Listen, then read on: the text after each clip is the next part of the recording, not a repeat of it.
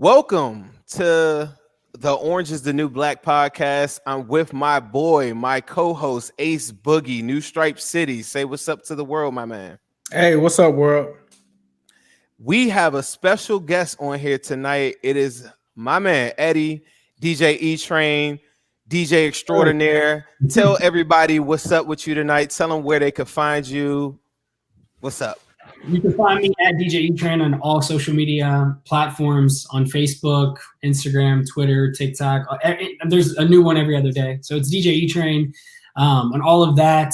I am kicking it right now in my office at home that is getting put together. I found a little sneak away, hideaway. I got a little baby who's 3 months old and she just went down. So I was able to sneak away a little bit and get some peace and quiet to jump on with you guys. I appreciate y'all having me. Appreciate that. That is a blessing, man. Congratulations on the newborn. Do you have any musical secrets that you just play to get the baby to go to sleep? Because I know somebody's in here got a newborn and they're probably wondering how the hell did you pull that off? So I honestly, like, right away, I read into it a little bit. Classical music apparently is great for babies, for infants, newborns, that kind of thing to have in the background.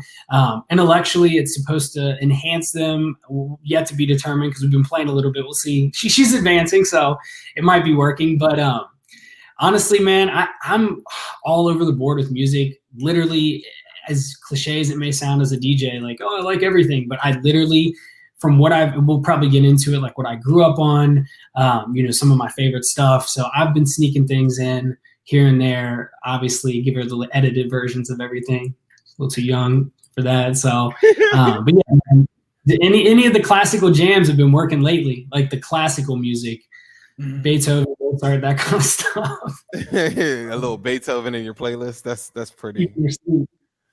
But I mean, you kind of set it up though. Like, tell us about like how did you get here? Right now at this very moment, because a lot of people are, they see you on game day at Bengals game, they see you at Bearcat stuff, they see you at Red stuff. Tell us your path to success and how did you get right here at this moment? Yeah, so I started DJing in 2010, which is crazy to think it's been 10 years. Sometimes it feels like it's been 10 years, and sometimes I literally am like, man, it felt like it's been a couple years. And I started out just kind of doing the teaching myself in my basement, learning from different influences. I've watched every JayZ Jeff video you could ever find on the internet, DJ AM as well, two huge inspirations. And I studied them, did that kind of thing, worked in my, my basement, kind of teaching myself other influences around the city. And it started to take off, fortunately enough, to where I could get booked and do different types of gigs. And so I started doing a lot of the club events. We did a lot of concerts.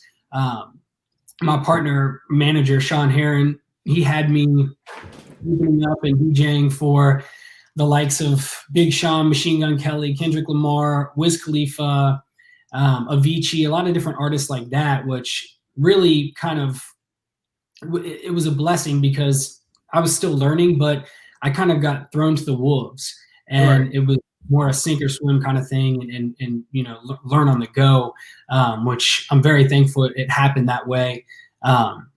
And so that kind of progressed as well. I did a lot of concerts, and then in 2015, I got a call from the Bengals saying, "Hey, we're looking to do an in-game DJ," and at that time, I don't think every team had a DJ, or it wasn't as prevalent as it is now. If you guys have ever heard of DJ Etrayn, he's the Miami Heat DJ, and he's an OG in the game. I mean, he's been around for forever, and he was another big influence for me. Another guy that I looked up to, and I actually got to cross paths with him a few times. So his route that he was going, I always thought, I was like, man, that's great. Like getting into the sports world. Cause I played sports growing up. I love sports. I mean, we're all, big sports fans, from NBA to NFL, MLB, soccer, all of that kind of stuff. So tapping into that in 2015, when the Bengals reached out, I had a couple meetings with them. We really hit it off, and they actually got the cosign from the Reds. So the Reds and I had done a couple one-off events in like 2014. They were kind of exploring having a DJ as well, like a live DJ. And so we did a couple events here and there. And then they co-signed me to the Bengals, which was a blessing. I was like, thank you for saying the great things and that kind of stuff. So kicking off with them, I took off with the Bengals in 2015. And as we all remember, 2015 was the year. Facts. I was just about to say, whoa. Big facts. Man, we started. It was really cool because I jumped right in. We had the player party. It was just a really awesome sight to see everybody. The vibe, the morale was so high. And then we bang out 8 straight wins. I'm like, is this how it is around? Like, Right. do it. So as you can say, I was probably kind of spoiled my first year.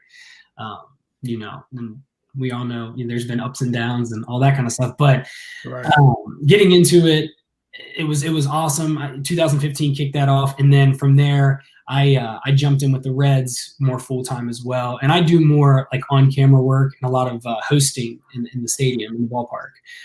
So that's another element that I have in the repertoire, and that's kind of what I do with the Reds more so than just DJing. And then 2018, I got involved with the Bearcats. Same kind of situation. They had seen some of the Bengals stuff and the Reds things, and they were reaching out like, hey, we want to enhance the game day experience at the college level.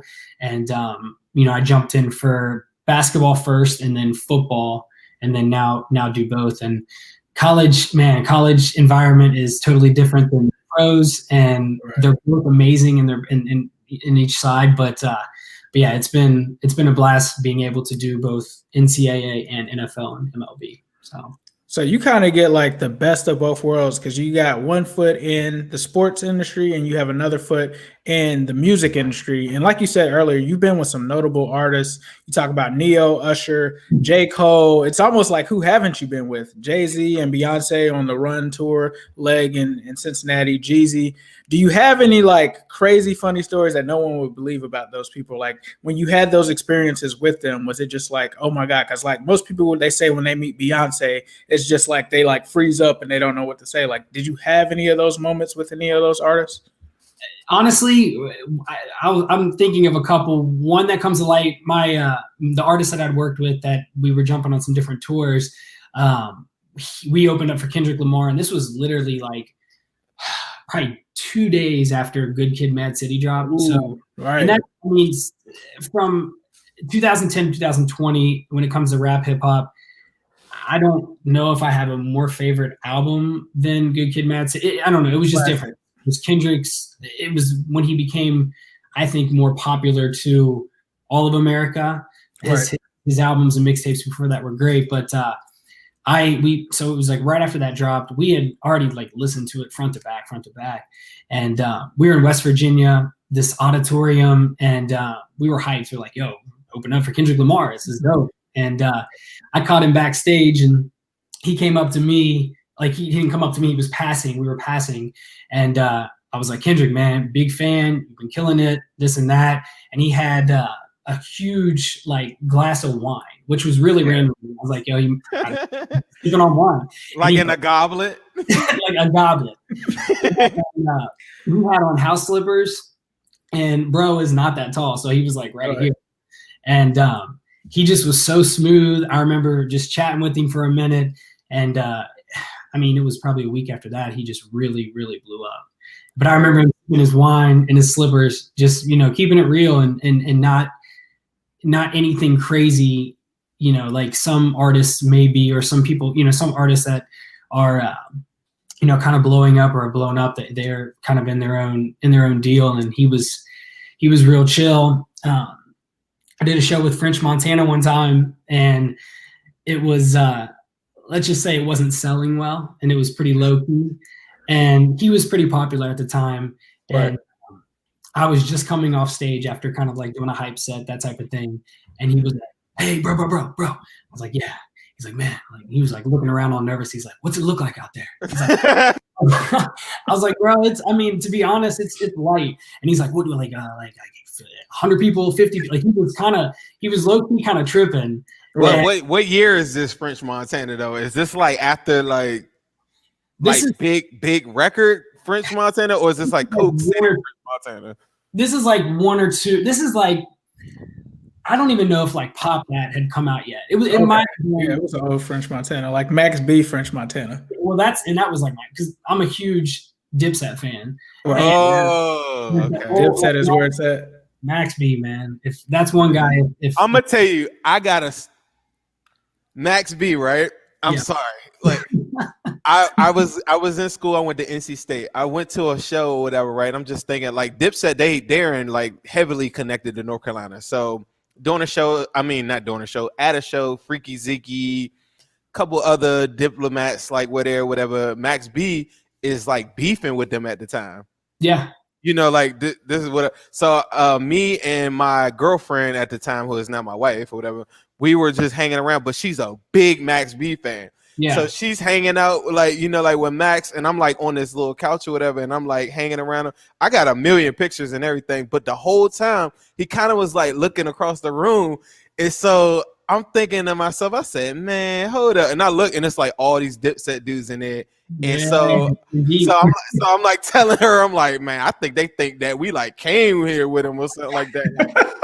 Like get jumped in or something. Like it was crazy. But you want to talk about energy and meeting somebody and just being like, man, this is my dude. Like, remember he used to always be someone sipping Grand Cru. We had the bottle of Grand Cru and everything. Like it was the Wavy King, man, the Wavy King. And Wave God. I feel like the ASAP mob came along and they wanted to be like in like whatever year that was when they were all with Ferg, Rocky, all the guys. It was like, were we gonna get a new age Dipset? Like, was that gonna happen?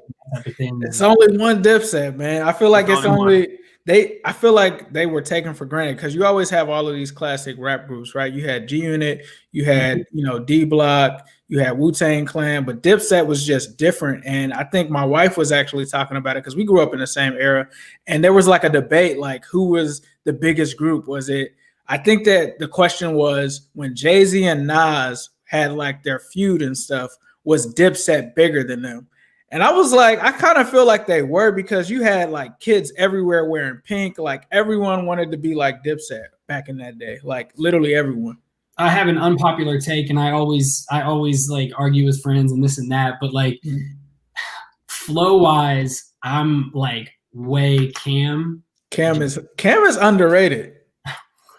But you know, at the time you would have got crucified for that because it was like everybody was like droopity coopity soupity and everybody was but if you paid attention, everybody started mimicking that rap pattern. Man, he's a pioneer in that world, and I wish that I would never knock JayZ because I mean look at the empire he's built, and from a business standpoint he's at the top, and that where him and Puff and guys like that, but yeah, man, I am still, but huge Dipset fan. So I think I cut you off. You said Cam is up here and Jay is down here. Well, hold on.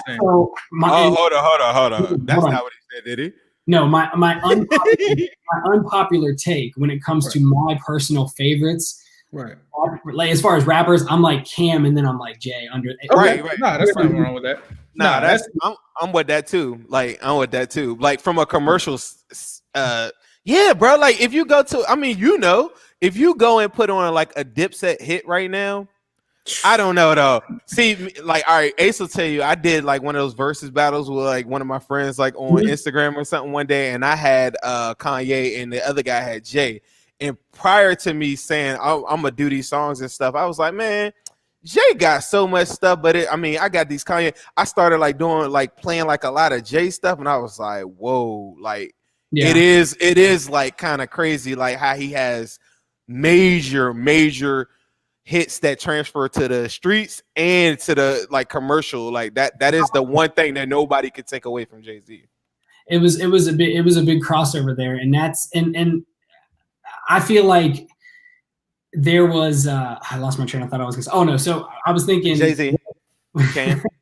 Could you imagine if the Rockefeller situation would have worked out where Jay, Cam, Kanye would have all been a part of that empire for like the long haul, and what kind of, I don't know.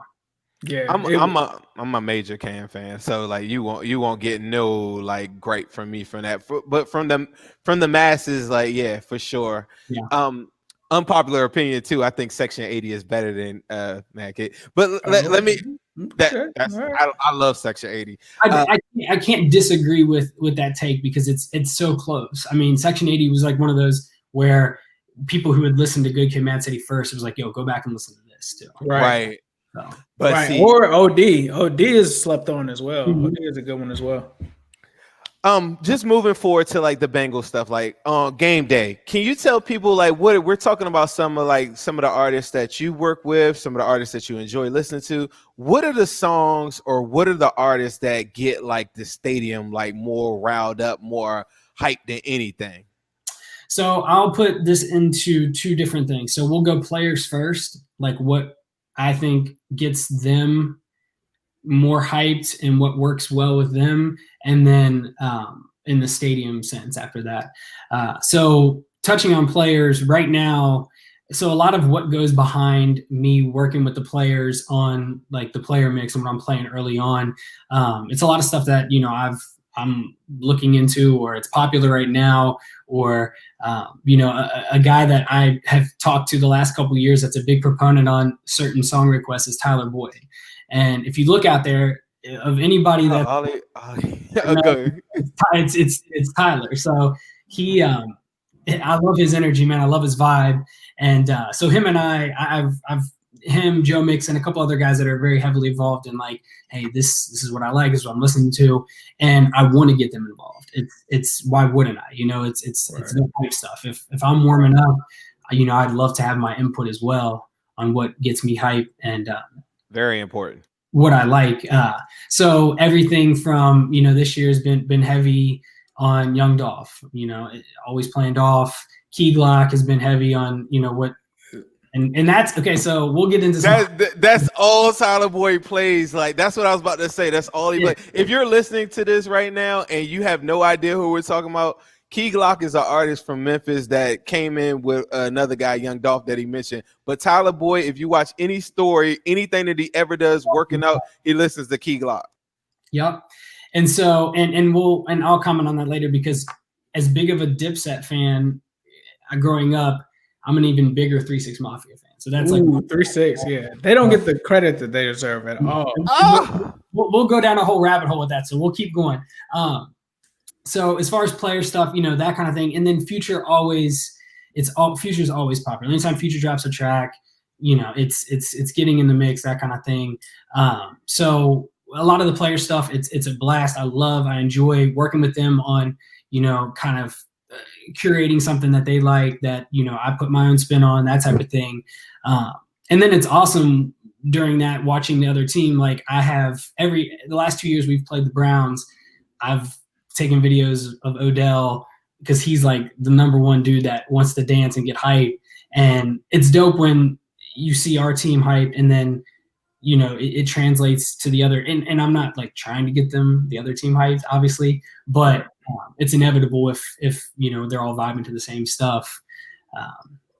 But getting into like, as far as the stadium and what goes well, the thing about Paul Brown is it's such a wide array of demographics. So you have anybody from a kid to somebody who I'm sure there's 80-year-old folks in there, you know, chanting and cheering and that kind of thing as well. So really it's a fine line between genres and trying to cater to everybody or mixing in different things, from, you know, classic rock to, that's kind of always been the staple for a lot of the Bengals fans. It's like Paul Brown's synonymous with AC/DC for something, you know, it's just like that, right? And all that kind of stuff, or even Guns N' Roses, you know, with Welcome to the Jungle, it's fitting, obviously. But yeah, anything that I would say can touch on that world, and then also get into, like, to me, It's Tricky, Run DMC always has in the stadium. You know, it's something that pretty much everybody knows across all ages, and you know, all demographics, and it's a fun, upbeat song. You know, people can sing it, they can interact, that kind of thing. But really, it's a lot of, in stadium situations, it's a lot of sing along stuff. It's a lot of stuff that people know the words to, some feel good stuff mixed in with the fact that, you know, it's football, so you got to have stuff that hits hard as well. And been starting to introduce more and more of that, you know, with the limited fans that we have in the stadium this year. Been testing some other stuff as well that have gone over well. So, oh, go ahead, Ace. So one thing is you're from Cincinnati. There's always been kind of this underground kind of Cincinnati like rap songs. There's always like Taka Down the Way. There's always little artists that kind of bubble up. What is your favorite like all-time Cincinnati rap song? That's easy. I have to go with Down the Way. I mean, Down like the Way. Easy. I was going to teen nights at like Jillian's or whatever the Jillian's. Oh, I'm from Cincinnati too, bro. Jillian's. I remember Jillian's. And I remember being like the one white dude out there battling, doing the Down the Way, and cutting up. And so that's like, and it's an inside deal with like all my friends back home. I mean, I grew up out in the country, you know, out in Ross, Ohio, and I'm a huge country fan too, but we also had 3 6 Mafia playing at Ross. We also had Dipset playing at Ross, and Taka Down the Way. I mean, that was a staple. It was played at my wedding like 3 times. So I don't blame you, number one. Right. You talked about playing music at the stadium right now, right? What is the difference, or give people an insight? Because there's a lot of people that won't probably go to Paul Brown this year, including probably myself. Yeah. But tell me, like, what is it like? What's the atmosphere like? Is there a big adjustment that you've had since you've been, you know, DJing there now? Well, I would say game one with no fans and no person, you know, nobody in there, no people in there. That was odd, especially after Joe Burrow's first touchdown, that running touchdown that he had. You're expecting fireworks. You're expecting the place to erupt, especially with it being his first touchdown. And it's us up in the booth clapping and getting hyped. And it was kind of a weird, I don't know, it was a weird thing there. And do you have to do the crowd noise? So we were sent a track from the NFL, excuse me, that we had to play at a certain decibel. So it would get input in the system, and then it would just basically, they would project it out into the stadium at like 70 decibels. So it wasn't very loud, and it was this kind of background noise. On TV, it doesn't sound that bad, but in person, we were all kind of like, this is rough. Yeah, it's weird. And so I personally wasn't playing that. It was just something that the NFL mandated, and we had to play it at a certain decibel. So the playing field was level across stadiums. But yeah, the first game, there were no fans, and I literally just played to the players, which was cool. And, you know, I enjoyed it a lot because it was just me mixing a lot of their stuff. We played more music throughout that game because there were less, you know, marketing spots. There were less fan cams and that kind of thing with no fans in there. So I actually was probably busier that game than I'd ever been. And then getting into the 6,000 and then now the 12,000 fans, it definitely makes a difference. The vibe is it's not anywhere near, you know, what we would expect it to be if we weren't in a pandemic right now, with eager Bengals fans getting in there, seeing Joe, seeing the new look, and being loud and cheering on. So it's definitely something that I don't mind it, but it's not as impactful as it would be with a full stadium and y'all in there as well. So since Zach Taylor is pretty young, is he like hip to some of the songs that you play? Do you ever catch Zach Taylor like bopping his head on the sidelines? And if it is, like, what is it too? He's all business in that sense. It's funny because he's co-signed and he's down with, you know, pretty much everything, which is cool. He kind of leaves it in the players' hands. And something that we've actually, after the first, it was the first game because we didn't have any preseason. So after the first game where there was no fans in the stands, he had called up after the game, or I guess probably right after the game or a little bit later, and complimented the audio staff. Like, he was like, that was perfect, man. Like, we enjoyed that. That was right. So that was kind of nice to get, you know, a cosign from him on that. But yeah, he I think he just defers to the players, and he's like, yeah, whatever keeps them pumped up. And now we're allowed to play like on first down, kind of have some kind of instrumental, some bop as they're walking to the huddle. And then obviously when we're on offense, we don't want to be loud when they're in the huddle. So Right. we kind of come back, but it adds another element to it. That's nice. Man, that's an interesting perspective, because I think most people don't think about like all of these things behind the scenes on like game day audio and getting everything right. We talked about the players briefly just now, but one player in particular we want to talk about, Carlos Dunlap. Of course, you've heard the news. He was traded earlier today for a 7th round pick and center from Seattle Seahawks. Yeah. Do you have any thoughts on the trade, or like, you got anything that you want to tell us about like Carlos? Because I know you did have some type of relationship with them. So yeah. Out of a lot of the guys on the team, and especially since I started in 2015, he's one of the last guys that I kind of came in and developed with. Him and AJ and Kevin Huber were kind of the last 3 that have been around. Well, I mean, there's other guys, but that I kind of created a relationship with. And Carlos has been a friend. We've struck up a friendship ever since 2015. He asked me to DJ the player party, and him and I hit it off there. And I don't have to say anything as to the kind of human and person he is, because we all know just through his charitable donations, his events, everything that he's done. He's come into Cincinnati and he's made it a better place being here and his whole tenure here. So outside of the personal fact, we all know he's a great guy, and the things that he's done, even for myself, as far as he's always looked out for me. He's always put me in rooms that I might have needed a little bit of help here and there, and introduced me to other guys. So I'd gone from DJing his charity events and all the stuff that he does for the kids, his anti-bullying campaigns, and his foundation, and then that kind of translated into other guys as well. So working with, when the Daltons were here, I did a lot of stuff for them, AJ, and a lot of the other guys as well, as far as their foundations. But outside of that, I think both sides are probably better off now. There's some internal stuff going on that we're not all privy to. I mean, we can speculate, all day long. We can read tweets, we can, listen to this and that. But I think that there was some internal stuff going on, and both sides, there was some friction there. And whether, it was handled right by this side or this side, I think it's irrelevant now, because, Carlos is on his way to Seattle, and, we snagged a couple people from them. And I think as far as the coaching staff and what they're doing and the culture that they're creating, as Zach always alludes to, I think that he probably wasn't going to be in that plan long term.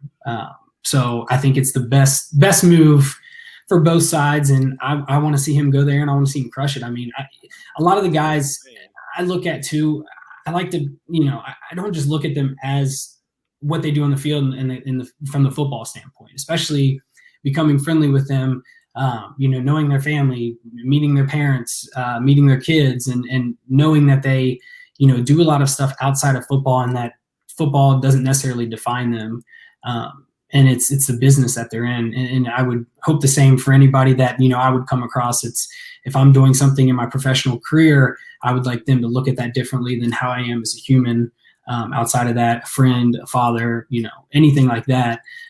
So it's tough when guys go. Same thing with, I grew close with Drake Kirkpatrick over the years. Another guy that he's always just so full of energy, supported me since day one. I mean, anytime I'd see him, he electrified the room. He was at my wedding. He just a good guy in general, and the Daltons as well. I texted Andy the other day and wished him the best after I saw the hit. And I've done a lot of mixes for him and his wife for his wife's Pilates studios, and just outside of football, growing with these guys and these people.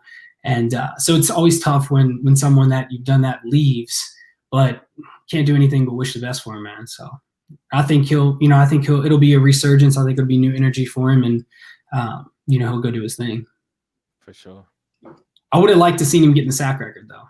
Yeah, me too, man. That's the one that stings, because he definitely deserved it for sure. Yeah, for sure. Well, I really, really, really appreciate you coming on here tonight, man. Can you please let everyone know where they can find you at on Instagram, Twitter, website, anything? Yeah, it's at DJ Etrayn on Twitter, IG, Facebook, all of that, and then DJEtrayn.com or EddieTrainer.com. And it's been an honor, man. I'm glad we were finally able to link up, and we could do it again in the future. And I have a question for you guys, since you guys got. Let's get it. So, you get one song.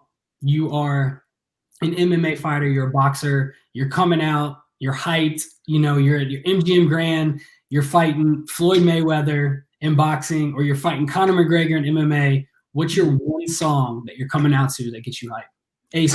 I can answer this one, because that's like my hobby. I'm actually recovering right now in physical therapy from getting hurt in boxing. Definitely Biggie, Victory. Like I gotta play that coming to the ring. For me, God, you talk about you being all over the place. I'm gonna go with, man, that's tough. That's a good. All right, I'm gonna go with. To this day, I play this once a week. I even have it tatted all across my neck. Okay. Die-Lit, Playboy Cardi is like. That's your jam? Like my soundtrack to life. And people don't understand it. It's like some rebellious thing that I got, I guess, going, because people are like, what is he saying? But just the intro, because I didn't drop out of school, but he's like, I dropped out of school. I ain't finished class. But at the same time, it's like this. It's just so much emotion on this album. But anything on Die-Lit. I have, like, even right here on my, hold up. Oh, where is it? Oh, this way. I even have the album cover right there on my wall right there. So that's perfect. That's what I would go with. I love asking people that question, because it's all over the board, and it gives them a chance to like mentally put themselves in that position where it's like, what's the one song that gets you right? Man, that's a good question though, because I didn't even know it was the Biggie one for me until like we were training. And it was like they were trying to get us hyped when we were hitting the bag. And I was like, this is just like a crazy song to like get hyped to. Yeah, when you go to the gym versus you riding in a car or something like that, it's like totally different too. Oh, yeah. 100%. But yeah, I appreciate you so much for coming on there. Hang out for 1 second after we close this out. But everybody, thank you very much for tuning in to us tonight. Orange is the New Black podcast, Cincy Jungle, SB Nation. We do this all the time. Ace, you got any closing remarks? Nah, man, just thanks to Etrayn for kicking it with us, man. Appreciate the perspective. Definitely enjoyed this for sure. Definitely enjoyed you guys following us. Please be sure to subscribe to Zim's Instagram at Zim_Hude. Subscribe to mine at New Stripe City, and also follow us on Twitter at New Stripe City and at Zim Hude. Appreciate it.